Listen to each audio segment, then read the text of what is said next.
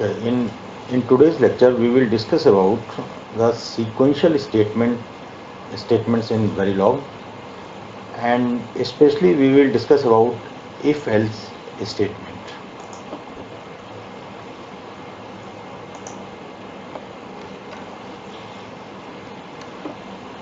So in Verilog, one or more sequential statements can be present inside an initial or always block. So you can find the sequential statements inside initial block or always block. So all the statements inside initial block and always block are sequential in nature. These statements are executed sequentially. Obviously these are the sequential statements, so they will be executed in sequence, right? How they appear in that sequence, they will be executed. Multiple statements are placed inside begin and keyword. So if there are multiple statements, then we require begin and end keyword, right? Otherwise, if there is only one statement, then begin and end is not required. Multiple statements placed inside begin and block may either execute sequentially or concurrently, depending upon the type of assignments, right? So now the statements which are inside begin and end block, they may either execute sequentially or concurrently, depending upon the type of statements, right?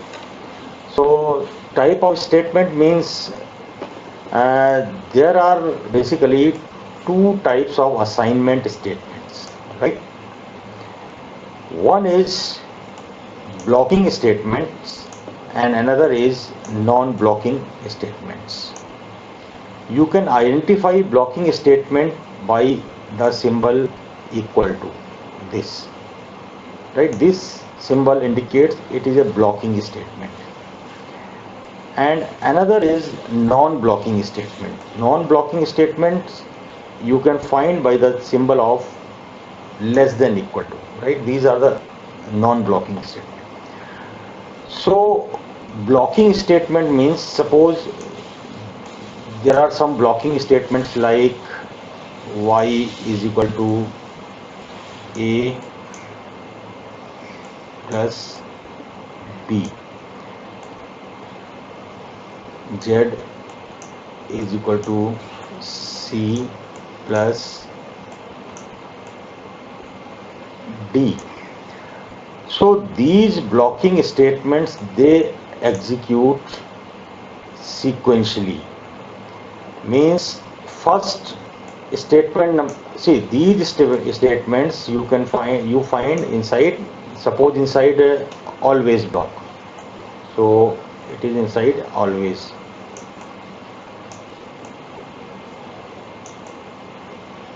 Always block is there, and here you have begin and in the end you have end, right? And these two statements are there, statement number 1 and statement number 2. And since here we are having equal to symbol, so this indicates these are blocking statement. So the meaning of blocking statement is unless the statement 1 is executed, then only statement number 2 will be executed, right? So in the sequence they will be executed, but statement 2 will be executed only if statement 1 is completely executed, then only statement 2 will be executed. That's why statement 1 is called as blocking statement, because it is blocking the remaining statements to be executed. Unless one is executed, you cannot execute, the second statement cannot be executed. So these are blocking statements. Whereas non-blocking statements means they can execute concurrently. So suppose in place of equal to we are having this symbol, so this indicates these are non-blocking statements. So here what will happen, statement number 1 and statement number 2, they will execute concurrently, they will execute concurrently or parallelly, right? So how do you write concurrently or parallel?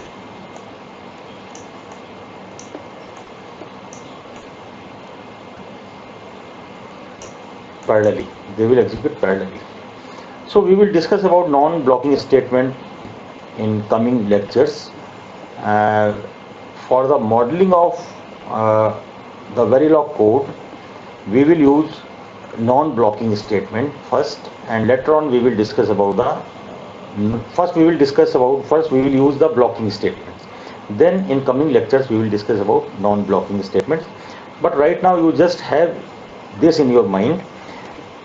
If it is you identify blocking and non-blocking by the symbol, assignment symbol. This is equal to symbol is for blocking statement, and this assignment symbol less than equal to is for non-blocking.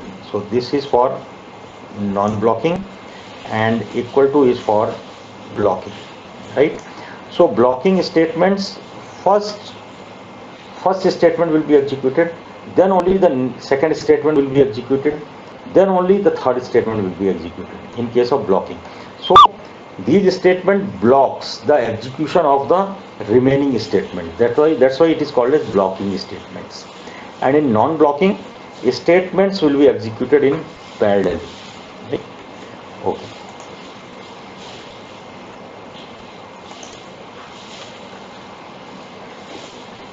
Begin and end, already we discussed in previous lectures also. Begin and end is required if we have multiple sequential statements.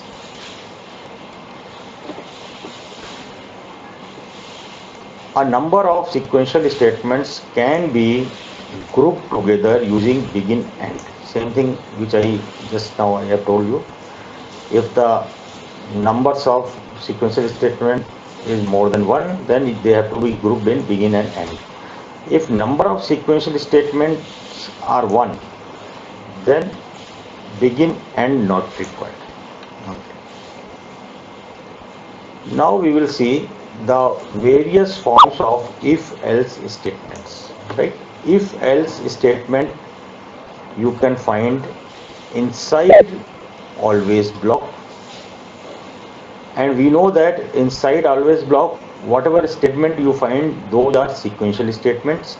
So you can say that if else is a sequential statement. So there are various forms of if else statement. Form number one, if expression sequential statement. So depending upon the value of the expression, right? Suppose we have written expression like this: a is equal to 1, right? So this is our expression. So if the value of a is equal to 1, then the sequential statement will be executed, right? So this expression, when evaluated, then it will generate two results, either true or false, right? This expression, when evaluated, it may give either true or false.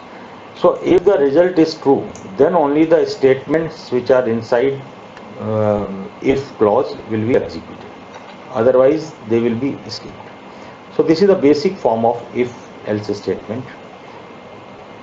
Then another form is if else statement. Now there are here the expression is evaluated. If the result is true, then this sequential statement is executed. If the result is false, then this set of instructions will be executed. So this is if else. Now the third form of if else statement, else if else if, nested, not nested. This is depending upon many conditions. We will select the particular set of sequential statement. If expression 1, then this sort of set of instructions will be executed. Else if this expression is evaluated, expression 2, if this is true, then this set of instructions will be executed. Else if expression 3 will be evaluated. Now here, if expression 3 will give true value, then these set of instructions will be executed. Else these set of instructions will be executed. So here in the third case, there are many conditions, and depending upon the many conditions, different set of statements will be executed. So each sequential statement can be a single statement or a group of statements within begin end. So here you see, here we have written only single sequential statement. So these can be single, only one sequential statement, or they can be group of the sequential statement, right? And if they are a group of the sequential statement, then they have to be enclosed between begin and end. Okay, so now we will see the basic form of if-else statement. So basically, if statement is used to select collection of statements to execute if certain condition is true. The condition is Boolean, that is, on evaluation it return value true or false. So basic form of if statement: if expression sequential statement. In this form of collection of statements are selected for execution based on single condition. So here expression, depending upon that this particular single condition, the set of statements will be executed. So we will see with one example. Okay, here it is same. Each sequential statement can be a single statement or a group of statements within begin end.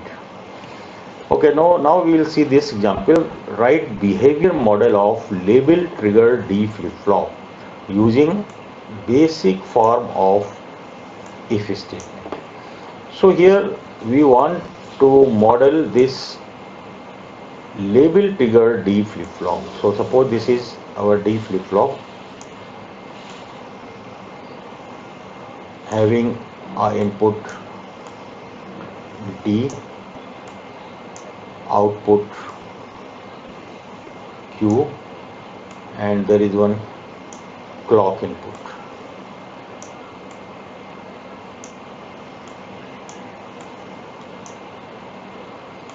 And this flip-flop is label triggered. Label triggered means when the clock signal is at particular label, then this flip-flop will trigger. So let us assume we will model for positive label triggered. So if suppose this is clock, this is clock signal, and we have applied one clock signal like this, right? And let us assume this is D input. We have applied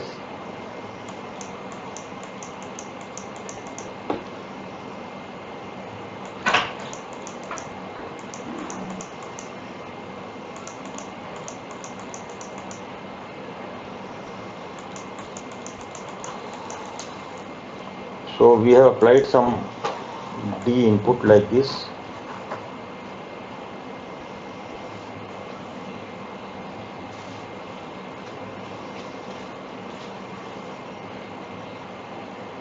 Like this. So what will be the output for this label triggered flip-flop?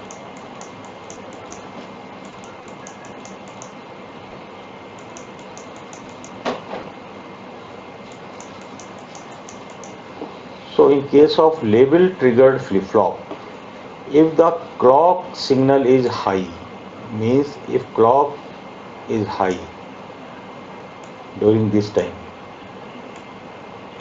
or during this time, if clock is high, then only the value of D will be transferred to the output, otherwise not. right? So we see here uh, up to, suppose here I write up to T1. This is T1, this is T2, this is T3, right? Here it is 0. So from 0 to T1, in this times clock signal is low. So during this time the output will not reflect the change in the D input. Now from T1 to T2 in this range, whatever is the value of D, that will be reflected at the output. So at T1 time D is high, so Q will be high, right? It will remain high, and after some certain time when the D will go low, Q will also go low. It will remain low for certain time. Again D is going high, again D is high, so Q will also high. Now Q will remain high, right? At T2, when the clock is high, at this time D is low, so again the Q will go low. So this type of output will be generated. So here during the time T1 to T2, whatever changes are there in D input, that will be reflected at the output, right? So this is the label triggered, and here it is positive label triggered flip flop, right? If it is negative label triggered, then the if the clock signal is low, then during that low duration, whatever change is there in D input, that will be transferred to the output. Okay. So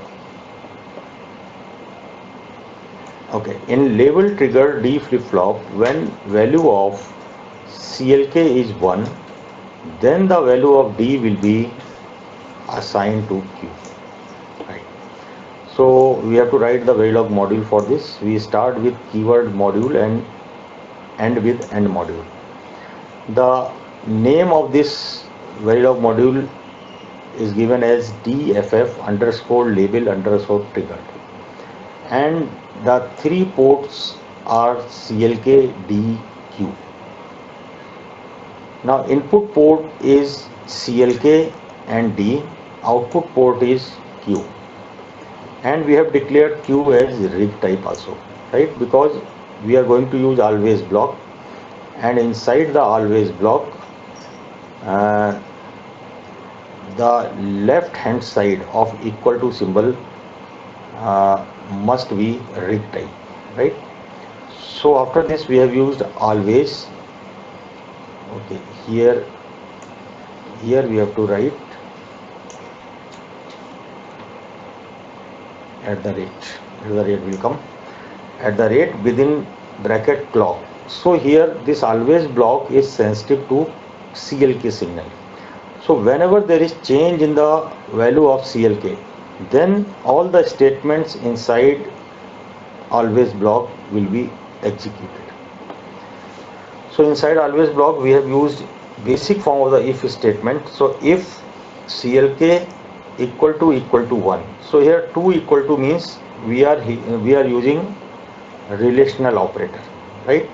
Single equal to means we are assigning the value, but here we are using two this equal to symbol. This means we are evaluating we are checking the equality of the operands clock and 1.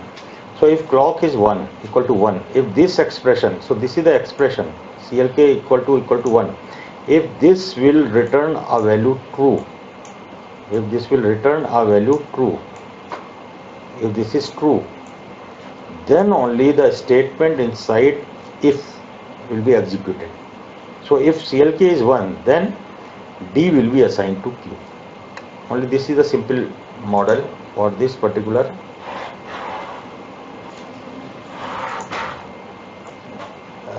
label trigger D flip flop.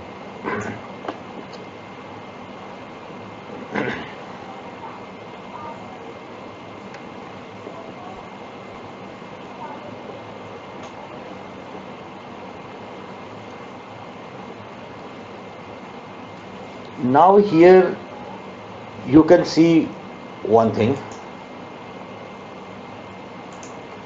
See here in the sensitivity list we have included clock, right? Now you see this waveform. If the clock is 0 initially, from 0 at the simulation time 0, clock is 0. Now clock will remain 0. Now at T1 the value of CLK changes.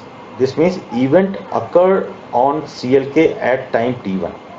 So once the event occur in the CLK, so this always block will be activated, and if CLK is equal to 1 will be evaluated. So now in this case it will give true result. So the value of D will be assigned to Q. So now the value of D is assigned to Q.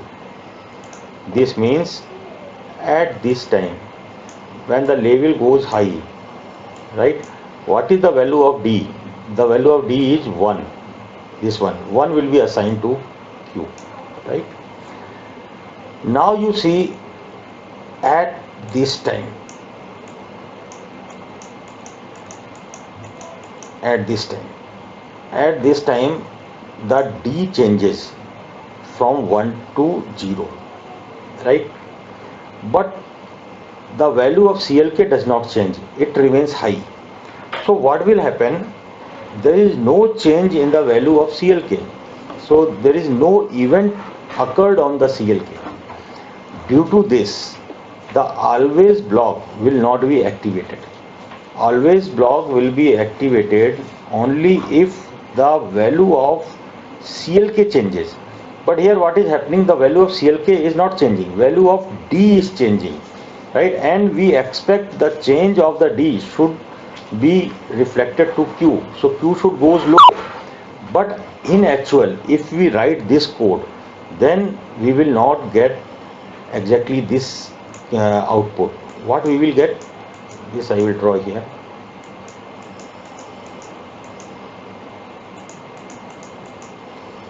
I will draw this Q, right? Initially it is 0. At T1 it will go high and it will remain high, right, up to T2,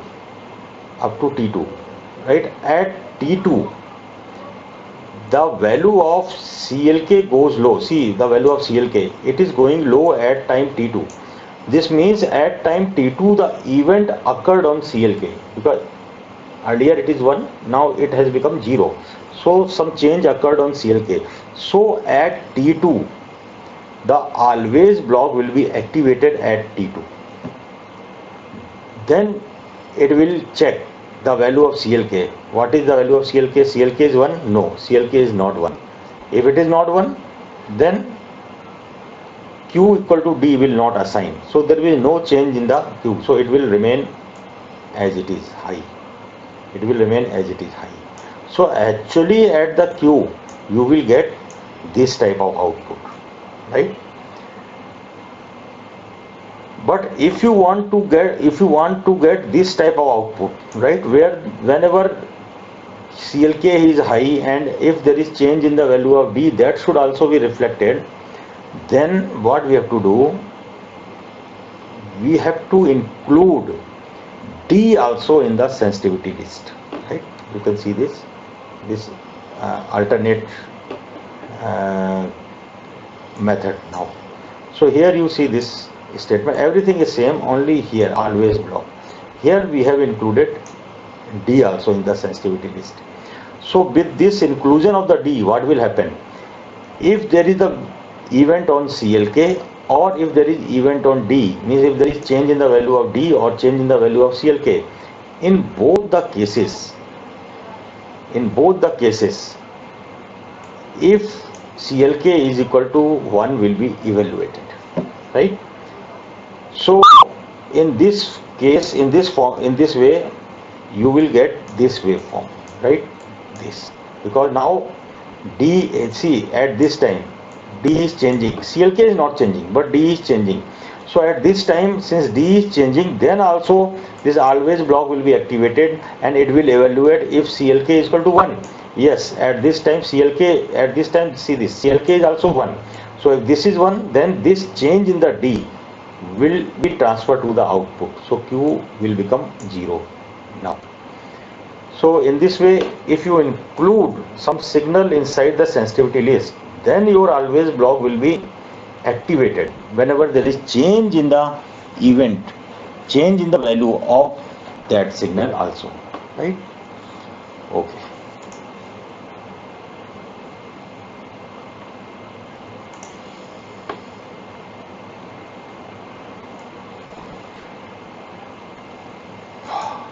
Okay, I will just demonstrate you this concept, both of these method 1 and method 2, then you may understand this.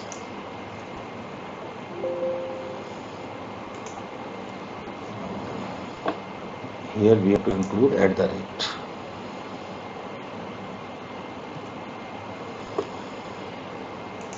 Okay, so first we will run this code. So in this code, if the value CLK is 1, if the CLK is 1 and there is change in D, that D will not be reflected, right?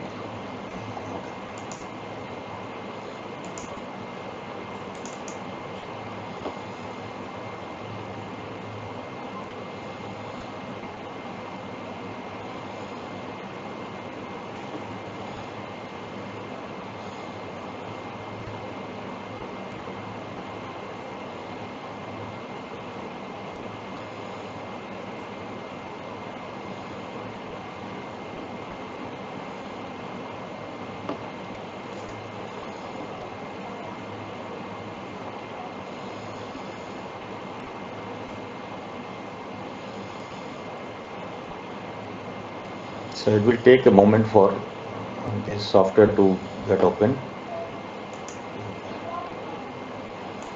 Okay, I will start with new project. I will give the name of this project as FF, and I will give the path of my folder which I have created in, not this, desktop. Demonstration.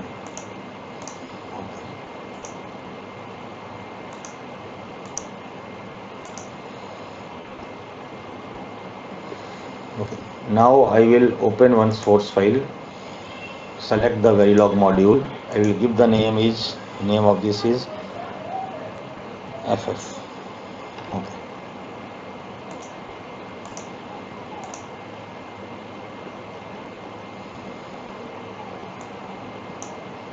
I will paste the code here. Right. Okay, now I will select the simulation. I will select this source file and I will check the behavioral syntax. It is okay. Now I will run the simulation.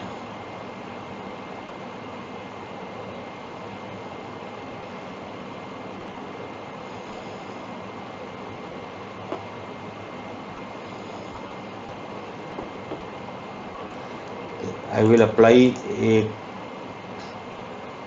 clock signal in the CLK. Value will start from 0, 1, and the time period is 10 microsecond I have given, and then to the input D I will apply a clock of 4 time period, 4 microsecond time period.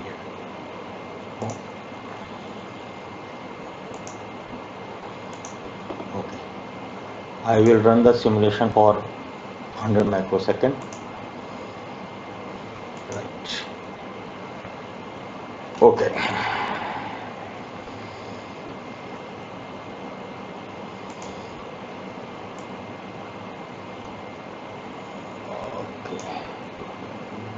Now we'll see here.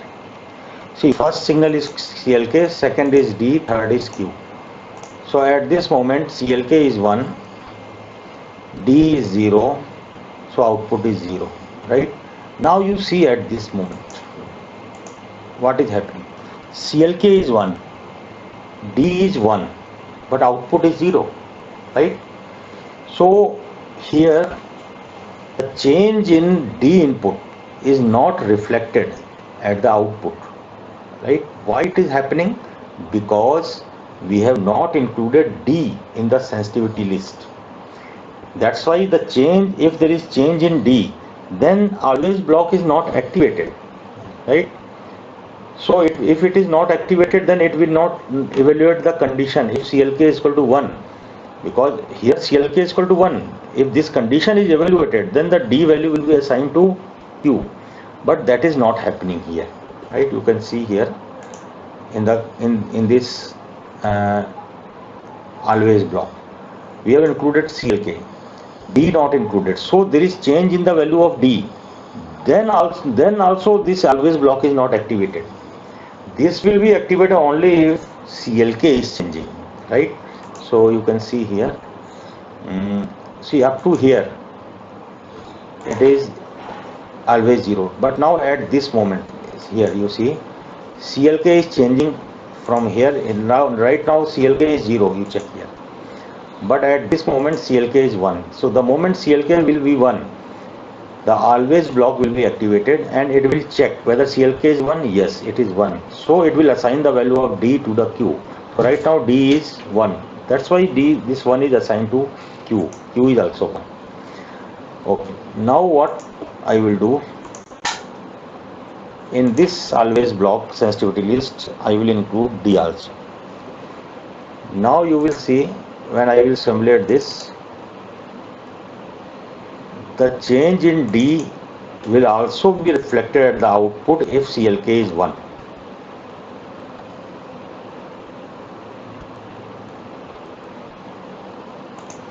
I will apply same clock here.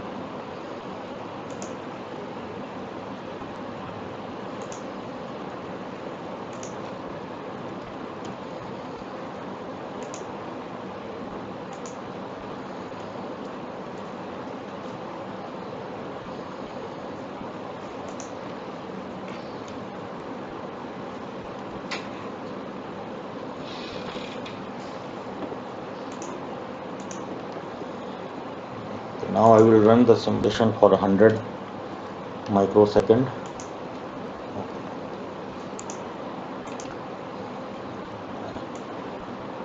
Okay. Now see here, CLK is 1, value of D is 0, so Q is 0.